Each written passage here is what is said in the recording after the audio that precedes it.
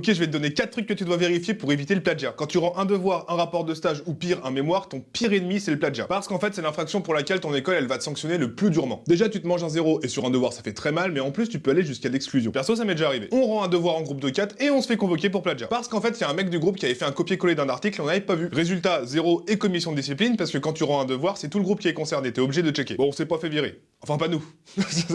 Mais du coup, faut faire hyper gaffe. Et le truc chiant, c'est que le plagiat, ça peut prendre plusieurs formes improbables. Numéro 1, les images et graphiques non sourcés. Le truc qu'on oublie souvent avec les visuels, c'est de citer là d'où ils viennent. Numéro 2, l'autoplagiat. Ouais, je sais que c'est bizarre, mais tu peux pas recycler d'anciens travaux à toi sans le mentionner. Numéro 3, les normes de citation qui sont pas respectées. Alors oui, c'est très chiant, mais il y a une méthode qui est très précise pour citer les auteurs, et l'oublier, c'est risquer le plagiat. Numéro 4, la traduction sans auteur. Bref, c'est une grosse galère, et pour checker tout ça, j'ai un bon plan, c'est d'utiliser Compilatio Studium. Tu peux te créer un compte gratuitement, et à partir de 3,99 €, tu vas télécharger ton mémoire ou ton devoir. Et là, le logiciel, il va te retrouver toutes les sources pour ta bibliographie, et il va t'éditer un certificat d'analyse que tu peux mettre à la fin de ton devoir. Et ça, vraiment, ça t'évitera de mauvaises surprises. Ah mais gros, on dit plagiat, non? Pas plagiat.